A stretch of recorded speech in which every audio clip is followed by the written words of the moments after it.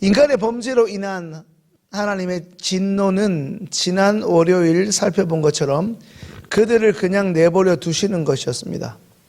지난 새벽 제가 드린 표현으로 다시 말씀을 드리면, 하나님의 입장에서 우리들에게 그래 너네 마음대로 해라, 너가 하고 싶은 대로 내 원하는 대로 마음껏 해보라는 것입니다. 저는 그 부분을 반복적으로 묵상하면서 어쩌면 하나님의 안타까운 마음에서 나오는 일종의 혼잣말이 있다면 아마도 다음과 같지 않을까라는 생각을 해보게 됩니다. 너희의 원함과 너희의 굳은 의지, 그리고 너희가 살아온 삶의 그 익숙함의 삶의 경향성을 따라 살아가는 것이 결코 너희를 행복하게 하거나 옳은 길로 이끌어 주지도 않을 뿐더러 결과적으로 너희를 건강하게 하는 것이 아니라고 말씀하시는 것처럼 말입니다. 이제 오늘 본문 28절 말씀 함께 읽겠습니다. 또한 그들이 마음에 하나님 두기를 싫어하매 하나님께서 그들을 그 상실한 마음대로 내버려 두사 합당하지 못한 일을 하게 하셨으니. 아멘. 그들이 마음에 하나님 두기를 싫어하매 합당하지 못한 일을 하게 하셨으니. 지난 시간 하나님은 인간의 죄로 인해 이 인간, 다시 말해 하나님이 창조하신 그 인간을 내버려 두기로 작정하셨는데요, 그것은 하나님이 만드신 그 창조주 하나님, 그의 피조물에 대한 일종의 포기라고 할 수 있습니다. 성도님들, 방금 함께 읽은 28절을 살펴보면 그들이 마음에 하나님 두기를 싫어하매 라는 구절이 나오죠. 오늘 말씀의 핵심은 바로 이것입니다. 그들이 마음에 하나님 두기를 싫어하매. 하나님이 자신의 사랑의 대상이자 독생자 예수 그리스도를 내어주시기까지 그토록 사랑하셨던 그 인간을 그들 마음의 정욕대로 부끄러움 욕심 가운데 그들을 상실한 마음대로 말 그대로 내버려 두신 그 이유, 더 나아가 하나님의 창조 작품인 그 인간이 이제 하나님과 전혀 관계없는 무관한, 그리하여 합당하지 못한 일들을 하게끔, 다시 말하면 29절부터 31절에서 언급하는 21가지 이 죄악들을 저지를 수밖에 없도록 하나님이 의도적으로 모른 척하고 계시는 이유가 무엇 때문입니까? 그들이 마음속에 하나님 두기를 싫어하였기 때문이라 말씀합니다. 28절의 말씀은 하나님이 창조하신 이 인간이 왜 그토록 창조주 하나님을 섬기려고 하지 않는지에 대해서 설명하고 있습니다. 그들이 마음에 하나님 두기를 싫어하였다고 말입니다. 성도님들, 인간이 마음에 하나님 두기를 싫어한다는 말이 무슨 의미이겠습니까?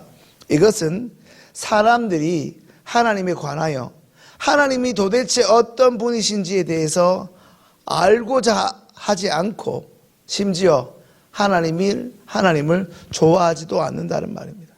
어떻게 하면, 어떻게 해서든 하나님의 눈을 피해 하나님과 상관없이 우리 마음대로 한번 즐기면서 살아볼 수 있을까를 궁리하는 인간의 죄악된 모습, 그 죄악된 태도를 말씀합니다.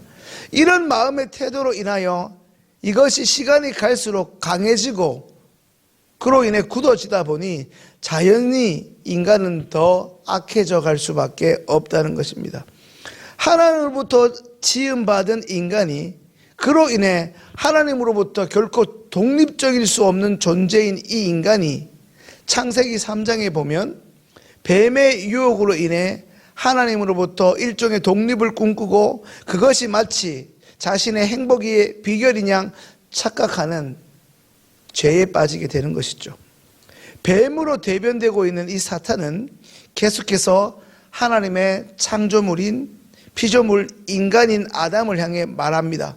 너는 하나님의 주권 아래 있는 것이 아니라 너 스스로 이제 하나님이 되어 내 마음대로 살아갈 수 있는 존재임을 잊지 말라고 꼬드기는 것이죠. 그 이후로 원죄를 타고난 우리 인간은 조금씩 그리고 서서히 우리의 마음에서 소위 하나님을 추방시켜 버립니다. 그 결과 28절의 말씀처럼 우리는 어느새 하나님으로부터 상실된 마음이 되어버렸습니다. 여기서 상실했다는 것은 자신도 모르는 사이 그의 마음이 부패해져 버렸다는 말씀입니다. 한마디로 쓸모없게 되었다는 것이죠. 결국 그의 마음에서부터 하나님을 밀어내버린 인간은 하나님이 원하시지 않는 행동, 다시 말해 예전에 한번 자녀들을 그렇게 혼내시면서 말씀해 보셨을지도 모르는데요, 어느 순간 인간은 마치 못된 짓만 골라서 하는 죄악의 존재로 순간 변질되고 맙니다. 그로 인해 인간의 심성 속에는 결코 근본적으로 선한 것이 1도 존재할 수 없게 됩니다. 모든 우주가 나를 중심으로 돌아간다고 여기는 이 마음의 그릇된 태도, 하나님 중심이 아닌 철저히 불완전한 나 중심주의로 살아가는 것이, 그렇게 살아가는 것이 옳다고 여기는 것이 바로 성경에서 말하는 하나님의 뜻에서 벗어난 죄입니다. 이것을 성경은 4글자로 우상숭배라 말씀합니다. 성도님들, 그렇다면 우상숭배는 무엇입니까? 단순히 불상이나 어떤 가시적인 신상을 만들어 거기에 절하거나 혹은 집이나 어떤 위치에 부적을 붙여놓거나 혹은 점을 보러 다니는 것이 우상숭배가 아닙니다. 오히려 우상숭배는 오늘 이 자리에 나온 우리가 우리의 예배를 받으시는, 아니 우리의 예배를 기쁘시게 받으셔야 하는 하나님보다 더 사랑하는 어떤 것입니다. 다시 말해 우상숭배는 하나님 이외에 다른 어떤 것이 하나님이 계셔야 하는 그곳을 차지하고 있는 것을 말씀하는 것입니다. 그런 의미에서 오늘날 우리에게 있는 이 우상숭배는 굉장히 다양한 모습으로 존재합니다. 심지어 우리의 자녀가 우상이 될 수 있습니다. 애지중지하며 키웠던 우리의 자녀가 우상숭배일 수 있습니다. 왜 그렇습니까?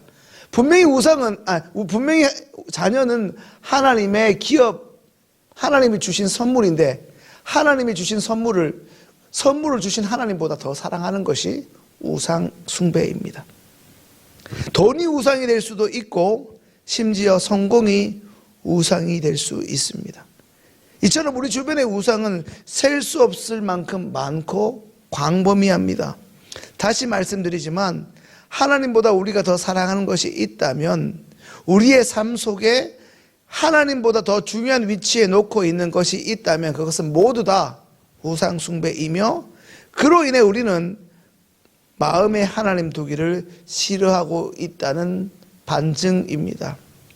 성도님들, 아무리 오늘 우리가 교회에 나와 예배를 드리고 있다 하더라도 그것이 이 하나님을 도구와 수단으로 삼아 우리의 성공을 위한 시도라면 심지어 우리는 교회에 나와서도 우상숭배를 하고 있는 자임을 자각해야만 합니다. 성도님들, 그렇다면 다른 사람 볼 것 없이 오늘 이 자리에 나온 우리가 이 우상숭배에서 벗어나는 비결이자 근원적인 치료는 무엇입니까? 바로 그것은 우리가 그분의 지으심을 받은 피조물임을 인정하고 다시금 하나님을 창조주로, 우리의 주권자로 하나님을 인정하는 것입니다. 성도님들, 이제 로마서 1장은 이렇게 죄악으로 가득한 우리가 과연 이 땅에서 소망이 있는 사람인가, 그것을 수시로 질문할 수밖에 없게끔 하며 끝을 내고 있습니다. 하지만 다음 주에 이어질 로마서 2장 첫 부분에서 전개되는 소위 대반전을 통해 우리는 또 한 번 소망을 경험할 것입니다. 이도환 목사님께서 황대신 목사님께서 잘 말씀해 주시겠지만 하나만 미리 말씀 알려드리면 그것은 바로 예수 그리스도께서 우리에게 주신 복음의 능력이 무엇인지를 알게 될 것입니다. 하나님은 이 죄로 인해 아무것도 할 수 없는 우리를 그냥 영원히 내버려 두시지 않고 이 문제를 해결하시기 위해 바로 독생자 예수 그리스도를 이 땅에 보내셨습니다. 성도님들, 오늘 이 자리에 나온 우리의 마음 속에는 하나님 두기를 성찰하고 성령께서 오늘 우리의 개인 기도의 시간에 깨닫게 하시는 무엇이 있다면, 돌이키기를 원하시는 어떤 죄가 떠오르신다면 그 즉시 돌이키고 회개할 수 있는 복된 기도 시간 될 수 있기를 주님의 이름으로 축원합니다. 이제 주신 말씀 가지고 함께 기도하겠습니다.